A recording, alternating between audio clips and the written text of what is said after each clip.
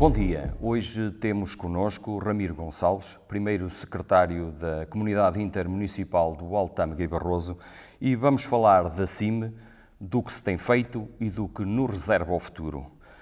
Desde já, bom dia, professor, pela aceder ao nosso convite e pela presença aqui no nosso estúdio.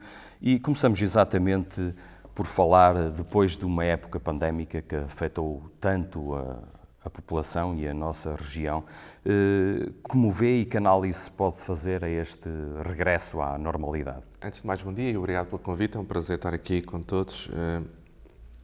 A normalidade hoje em dia é muito relativa, não é? Porque nós nunca voltamos atrás quando há uma situação tão grave como aquela que aconteceu de saúde pública. Depois disso estamos a vivenciar também uma guerra na Europa, que era uma coisa que não era expectável, e portanto temos sobretudo um conjunto de novas realidades. Já na altura, quando surgiu toda esta circunstância, em meados de 2019, nós tínhamos a sensação de que a pandemia iria provocar muitos constrangimentos, os que chegou a provocar, não na amplitude que nós na altura prevíamos, portanto foi muito mais grave do que se pensava, mas que também ia trazer um conjunto de oportunidades, sobretudo para territórios como o nosso, que tem um conjunto de virtudes que eu estou sempre a invocar, que é o facto de sermos um território que tem baixa densidade populacional, mas que numa perspectiva de termos pessoas próximas umas das outras acaba por constituir-se como uma vantagem e, portanto, isso também acabou por acontecer, sobretudo no domínio do setor do turismo. Portanto, eu posso dizer que hoje em dia o território está melhor do que estava há 5 anos atrás, os indicadores demonstram-no, mas também, com toda a humildade, temos que dizer que há muito caminho para percorrer, dentro da comunidade intermunicipal, dentro da articulação daquilo que é a ação dos 6 municípios, que fazem um trabalho absolutamente extraordinário todos os dias. E o nosso papel é, sobretudo, descobrir oportunidades, desenhar estratégias em termos estratégicos para todos e conseguirmos demonstrar que, quando os municípios trabalham em conjunto, todos os dias, é possível alcançar mais do que se estivéssemos individualmente a trabalhar. Portanto, o balanço que eu faço é um balanço positivo, sendo certo que há muitíssimas coisas para serem feitas e pronto, a razão de nós estarmos também por aqui é essa, é tentarmos todos os dias implementar novas dinâmicas e conseguirmos, sobretudo, cumprir um propósito que foi desenhado em junho de 2018. A Comunidade Intermunicipal do Alto Tâmega, na altura, Alto Tâmega e Barroso hoje, foi a primeira do país a desenhar uma estratégia para 2030.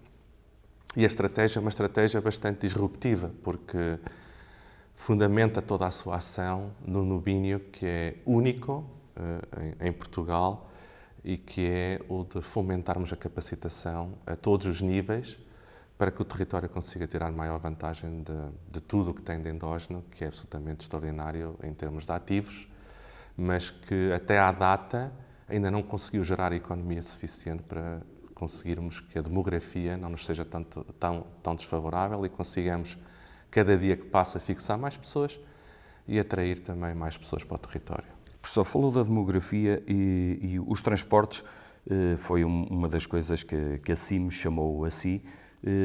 Exatamente, também vai ao encontro disso, para combater também uma certa demografia e para que os concelhos fiquem todos próximos uns dos outros. Uma das funções é também o transporte escolar. Neste momento estamos com... A CIM tem em sua posse esse domínio dos transportes e estamos numa fase de negociação com uma nova empresa e um novo tarifário também. Sim, é assim. Há coisas que a comunidade intermunicipal acaba por absorver por vontade própria, há outras que lhe são entregues. Eu diria que este dossiê dos transportes foi um dossiê que nos foi entregue a nível nacional. Nós somos a Autoridade de Transportes. As questões da mobilidade são questões muito importantes num território. E, sobretudo, num território tão extenso como o nosso e com tantas localidades, mas muito pequenas. E algumas isoladas mesmo. Exatamente, e que obrigam a ser muito difícil de desenhar uma rede de transportes que seja, ao mesmo tempo, viável, segundo o ponto de vista económico, e depois que permita resolver os problemas que as pessoas têm em termos de mobilidade. Portanto, falar de mobilidade numa região como a nossa é muito diferente de falar de mobilidade como uma região, por exemplo, como o Grande Porto ou como a Grande Lisboa. Os problemas são absolutamente contraditórios e contrários, E nós, aquilo que temos que conseguir fazer é, por um lado, garantir que temos transporte público regular em todo o território e, por outro lado, garantir que o custo a pagar por esse transporte público regular não seja impossível de poder de ser suportado pela comunidade intermunicipal e, portanto, de ser suportado pelos municípios que compõem a nossa comunidade intermunicipal. É um dossiê complexo, porque a mobilidade também se mede naquilo que são as vias de acesso intermunicipais.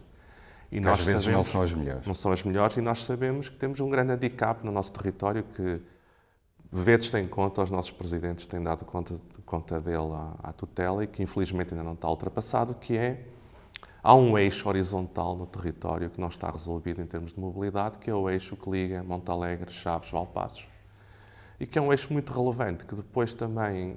Terra fria, terra quente. Exatamente, acaba por não permitir a tal coesão territorial que nós gostávamos de ter, centralizada naquilo que é a nossa capital, que é Chaves. Portanto, há aqui esta dificuldade que não está ultrapassada. Na verdade, tanto as pessoas de Valpaços como as pessoas de Montalegre têm melhor possibilidade de se afastarem do território do que se concentrarem no território. E, portanto, a esse nível faz falta, é absolutamente necessário que, para além da ligação de Boticas à A24, se consiga resolver esta questão da mobilidade. Depois, temos um grande conjunto de aldeias por todo o território, aldeias essas que têm sido fustigadas pela questão demográfica e que irão continuar a ser, portanto, mas nas quais onde existem pessoas que têm que continuar a ter possibilidade de se poder movimentar, sobretudo para poderem aceder aos serviços de saúde, aos serviços de educação, e é aqui onde entram as escolas, que também têm um papel absolutamente relevante. Podemos dizer que estamos numa fase de visto por parte do Tribunal de Contas desse mesmo contrato. Irá aparecer um novo operador, esperemos nós, ainda durante este ano de 2023. E aquilo que nós também sabemos é que esse operador vai manter grande parte da rede. Uma parte dessa rede também temos de estar preparados para que deixe de ser transporte público regular e passe, à medida que o tempo for passando, para transporte a pedido, porque o valor a pagar por parte dos municípios para a manutenção da rede é um valor muito alto e aqui, mais uma vez, o país não é igual em todos os territórios, porque quando nós comparamos, por exemplo, com os territórios do Cava, do Ava, do Alto Minho, quando eles abrem um processo de concessão de transportes, a comunidade intermunicipal recebe dinheiro pela concessão que disponibiliza aos operadores privados. No nosso território, as verbas são perfeitamente conhecidas.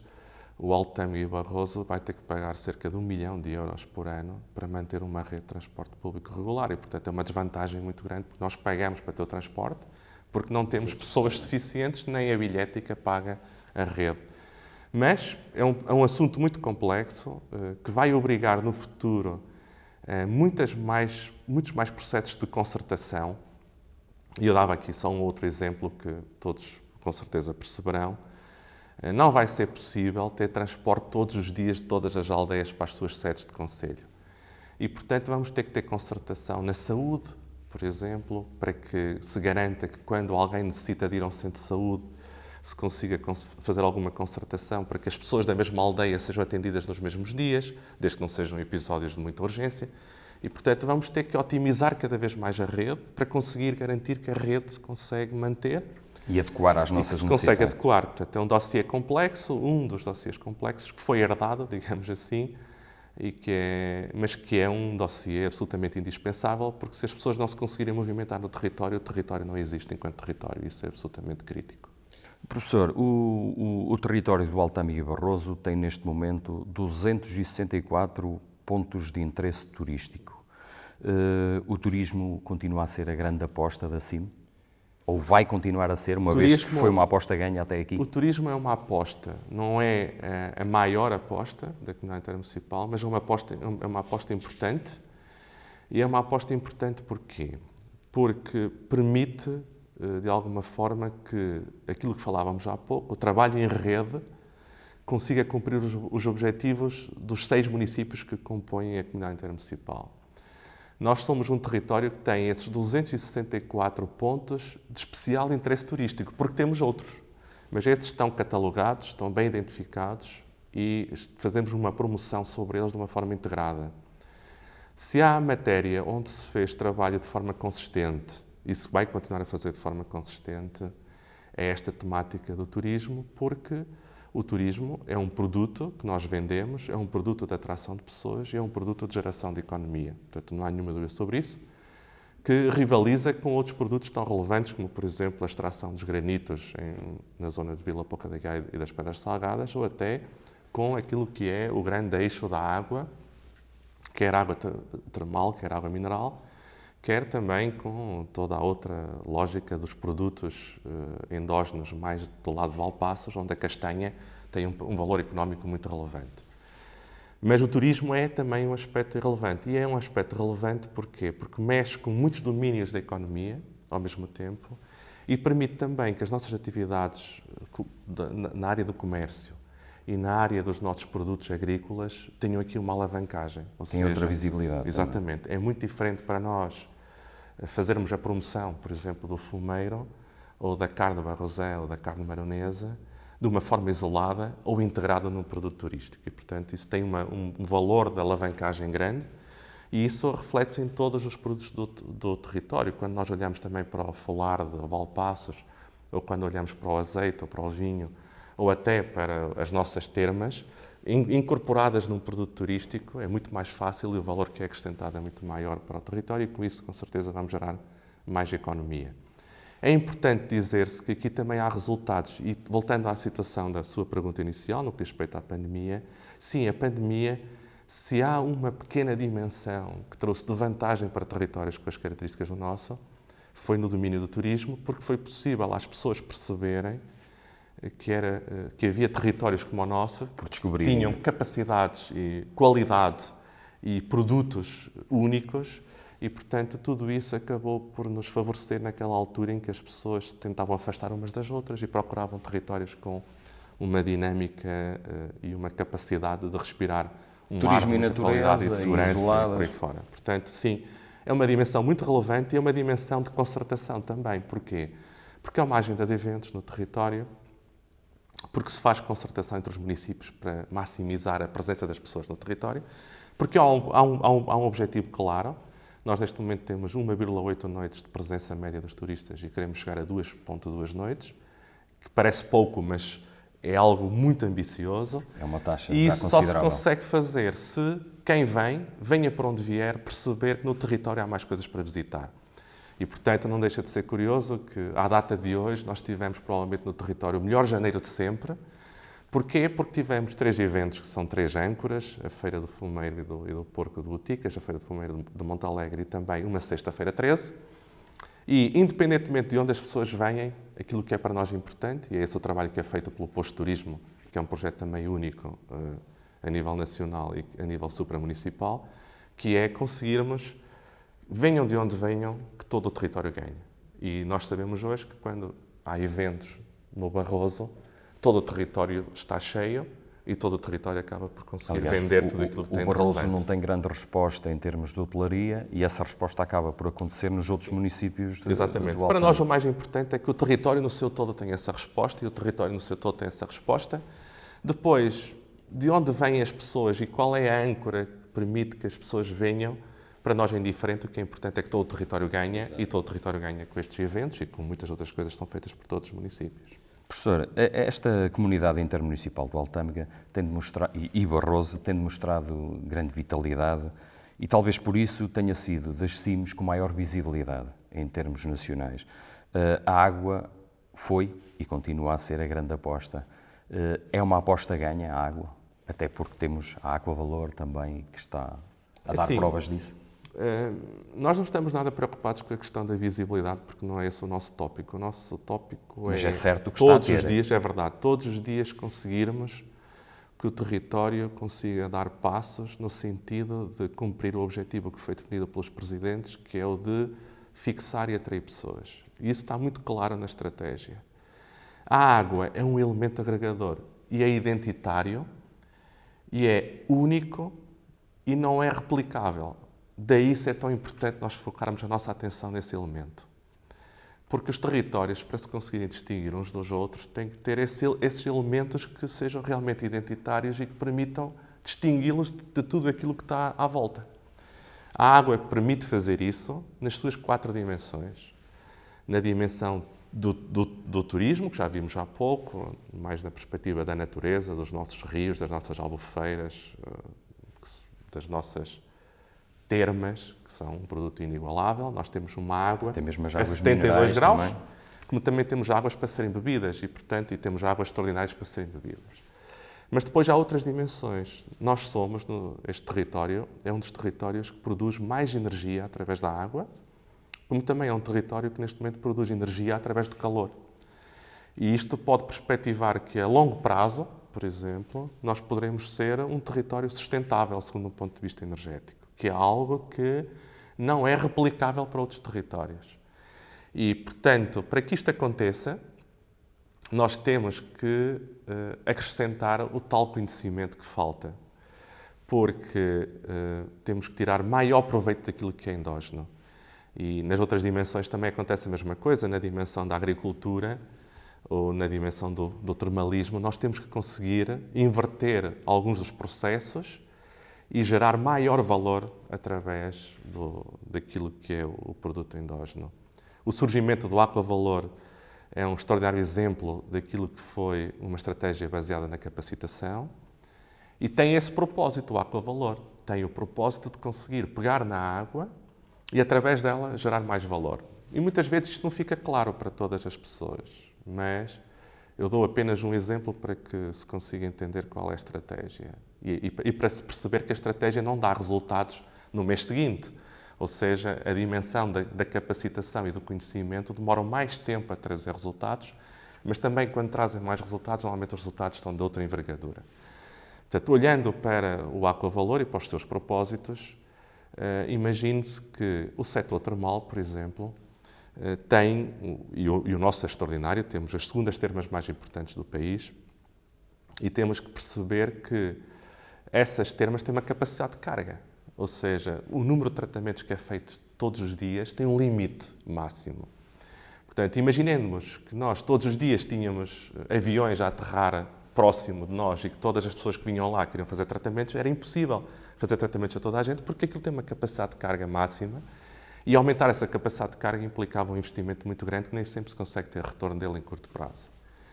Mas também, se formos estudar o setor termal, nos vários pontos da Europa e do globo, nós percebemos que, ao contrário de Portugal, nos outros sítios do mundo, termas significa sobretudo produto e menos serviço.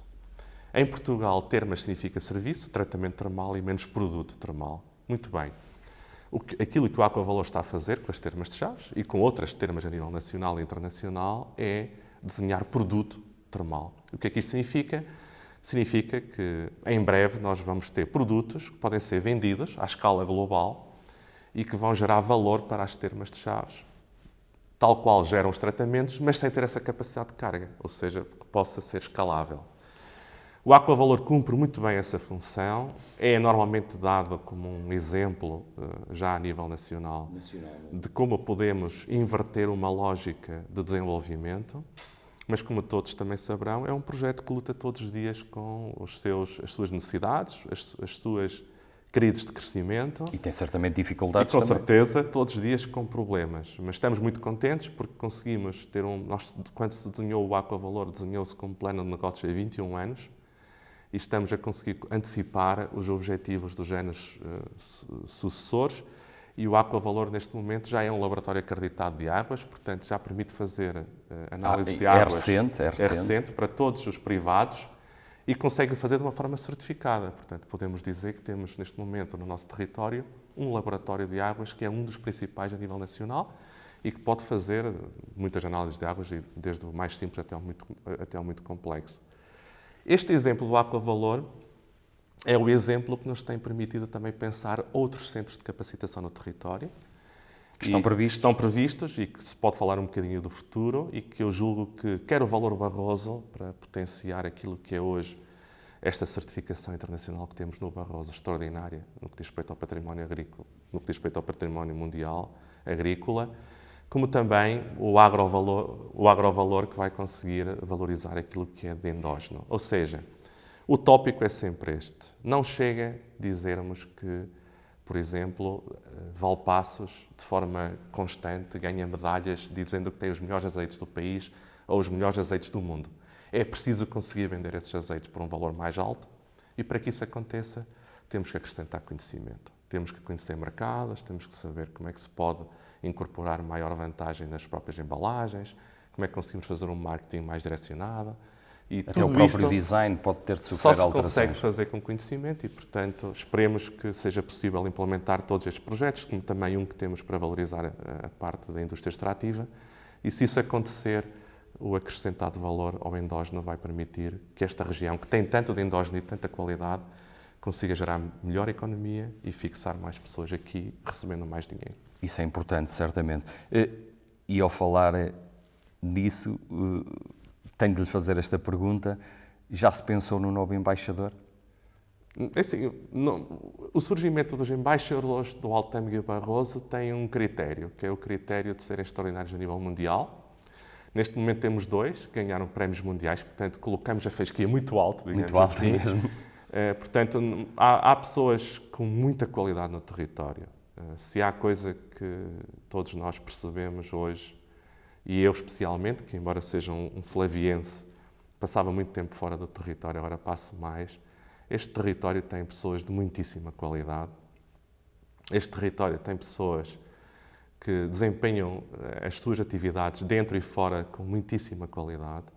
E, portanto, esperemos que em breve consigamos anunciar novos embaixadores, mantendo o critério sempre da fasquia muito alta, porque são pessoas que, para além de terem muita qualidade, conseguem representar as suas atividades a nível internacional e levar com eles a região e a nossa marca, porque tudo isso também ajuda a aumentar um aspecto que é muito importante para nós, que é que as pessoas reconheçam uma maior autoestima pelo território. Eu já tentei perceber o porquê de tanta gente não ter suficiente autoestima pelo território e provavelmente houve razões no passado longínquo, quer na altura da imigração em massa das pessoas, quer na altura da ausência de uma panóplia de serviços no território que eram absolutamente indispensáveis. Eu quero crer que hoje, não estando tudo resolvido, nunca vai estar. Vamos sempre ter problemas, os problemas vão ser cada vez maiores. Vai acontecer sempre. À medida que subimos a escada, a dimensão do que temos que alcançar é muito mais complexo do que era antes, mas hoje há razões para as pessoas acreditarem no território, acreditarem que é bom vivermos neste território e que é possível desenharem vidas de sucesso a partir do nosso território. Não tenho nenhuma dúvida sobre isso. Sendo certo que há dificuldades como em todos os territórios. Mas quando comparamos com outros, o número de ativos que nós temos e a capacidade que temos e a vontade de sermos transmontanos e de nos superarmos todos os dias, eu julgo que isso é absolutamente indispensável e é suficiente para que os nossos jovens, através do papel inigualável dos nossos professores, das nossas escolas e do papel educacional dos nossos pais, consigam transmitir para eles a vontade de desenvolver atividades no mundo e também no nosso território. E isso é absolutamente crítico para que a autoestima possa também ela subir. E quando sobe a autoestima, surgem quase sempre ideias para desenvolver coisas novas e bem feitas. Fixar jovens e criar emprego é certamente uma das suas preocupações. Está aí o novo quadro comunitário. O que se pode esperar e qual é a grande aposta para este quadro comunitário para a nossa região? Bom, o que se pode esperar é, penso eu que todos têm tido consciência de que, à medida que o tempo passa também, a União Europeia, com os fundos de coesão, torna-se mais exigente na forma como se aplicam esses fundos e o critério que se deve usar para que se tenha uma estratégia integrada de aplicação dos mesmos fundos que contribuam para a tal melhoria, o tal desenvolvimento das regiões. Nós nunca estamos contentes com os quadros comunitários de apoio. Podemos hoje em dia fazer um balanço no que diz respeito ao 2020, em que o território teve, em todas as ações de captação de dinheiro, um montante próximo de 203 milhões de euros.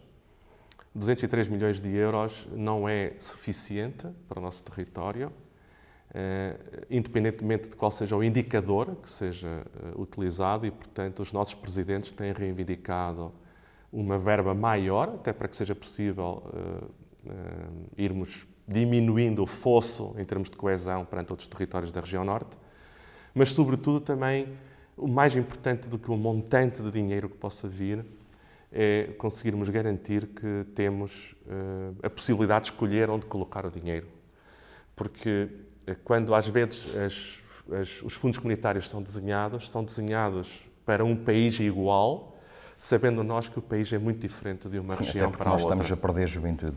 Exatamente. E, portanto, o que é que nós podemos antecipar sobre este novo quadro comunitário de apoio? Que ele vai ser muito exigente, segundo um ponto de vista de duas dimensões, porque a Europa colocou toda a sua atenção nesta fase do seu desenvolvimento e toda a gente percebe porquê. A questão da descarbonização e da menor dependência energética perante outros países, e também a questão da transição digital, e, portanto, tudo o que se faça no próximo quadro comunitário de apoio vai ter que ter sempre uma pequena dimensão de como é que isto contribui para sermos mais eficientes segundo um ponto de vista energético, e também como é que isto contribui para sermos mais globalizados segundo um ponto de vista digital. E, portanto, os dois tópicos são estes, são comuns a todos os fundos europeus que vão ser instanciados em Portugal e na nossa região também. O que nós perspectivamos também é que vai haver uma maior capacidade de podermos decidir o que é que nós queremos para a região. E estamos neste momento no processo negocial que vai durar até ao verão. Mas também sabemos que o nível de exigência vai ser maior, ou seja, teremos que ter cada vez mais projetos de índole supramunicipal e, portanto, os projetos terão que ter uma dimensão maior e não poderemos ter projetos tão pequenos. Está garantido um aspecto que é para nós muito relevante, que é podermos ter apoios às nossas muito pequenas empresas. Essa é uma dimensão muito importante, é isso que tem levado a nós permanentemente fazermos concursos de ideias, permanentemente fazermos galas de empresas, porque nos tais 203 milhões de euros que eu falava há pouco no 2020, as empresas estão responsáveis por trazerem cerca de 80 milhões desses 203 e, portanto, é um peso muito relevante e é uma dimensão onde nós ainda temos que melhorar. Ou seja, as nossas empresas nem sempre têm capacidade de ir buscar dinheiro aos programas temáticos nacionais para serem apoiadas. Porquê? Por falta de capacitação, por dificuldade em desenhar projetos que sejam vencedores e por aí fora. E as linhas que surgiram neste quadro comunitário de apoio anterior, como o SI2E, o Programa de Apoio à Produção Nacional, o Mais Coesa Emprego, etc., são linhas muito importantes para o território, porque aí sim as nossas empresas conseguem concorrer e conseguem sair vencedoras. Conseguem-se adequar. Está relativamente garantido que vamos ter verbas aí e, portanto, isso é para nós muito importante. Como também, hoje em dia, começamos a ter instituições no território que são capazes de buscar dinheiro a dimensões onde nós nunca íamos antes. Podemos, por exemplo, aqui, há pouco falávamos do Aquavalor. O Aquavalor conseguiu, em 3 anos de vida, angariar para o território mais de 6 milhões de euros. E isto, considerável. Repare, quando comparamos com os tais 200 milhões de euros, estamos a falar de valores muito relevantes, não é? Portanto, em termos comparativos. E isto é mais relevante ainda porquê? Porque não concorre nem com os municípios, nem com a comunidade intermunicipal, nem com as empresas. Ou seja, vai buscar dinheiro em envelopes que existem especificamente para o setor da investigação e da transferência de conhecimento. E, portanto, este é um aspecto relevante. Eu estou certo que, no final, quando assinarmos durante este ano o acordo, não vamos estar satisfeitos. Isso, para mim, é evidente. Mas eu quero crer que todo o trabalho que está a ser feito pelos presidentes a diferentes níveis e o esforço que está a ser feito pelos diferentes municípios nos vai permitir, pelo menos, ter a ambição de termos um quadro comunitário de apoio melhor e mais bem direcionado para as nossas necessidades. Porque não adianta que nos sejam transferidas verbas em dimensões sobre as quais depois nós não temos necessidade e sobre outras onde temos muita necessidade não nos ser possível utilizar dinheiro que é muito relevante para ser utilizado. Professor, estamos na reta final desta nossa conversa e não posso deixar de lhe fazer esta questão. Segundo a ResearchGate, recentemente, o professor está cotado entre os 4% melhores do mundo na área da investigação e na sua área específica entre os 2% do mundo, sendo que o professor é o primeiro secretário-geral da Comunidade Intermunicipal do Altâmega e Barroso e com este currículo e esta cotação, a CIM realizam? Sim, a CIM realiza-me, como também toda a gente que me conhece sabe que eu sou uma pessoa que sou apaixonado pela parte educativa e por ser professor. Tenho sempre muito gosto em dizer que sou professor e sou professor há 30 anos. Professor e investigador. Exatamente, portanto esse é um aspecto relevante para mim, porque também aí, na parte do ensino, nós temos a capacidade de poder influenciar indiretamente outras pessoas, para poderem ser melhores. É verdade que o trabalho que é muito desafiante, esta função que eu desempenho hoje, e que obriga a um nível de compromisso muito alto, não só meu, mas toda a equipa. O Ramiro aparece mais vezes, mas por trás do Ramiro existe uma equipa forte, que cada vez é mais forte e mais capaz, uma equipa que trabalha muitas horas, todos os dias, e que é uma equipa que tem na sua gênese, como eu, a vontade e a certeza de que todos os dias podemos fazer algo de melhor para a região, mas mantendo a mesma humildade de que, por muito que consigamos fazer, as nossas voltas de atraso, digamos assim, se pudermos considerar que existe aqui alguma corrida, entre aspas, ainda são algumas. E, portanto, o que me motiva todos os dias é pensar que todos os dias temos a oportunidade de fazer algo melhor e com base nisso, passar essa mensagem para todas as pessoas que existem no nosso território, que são mais de 84 mil neste momento, porque só se consegue melhorar os indicadores quando todos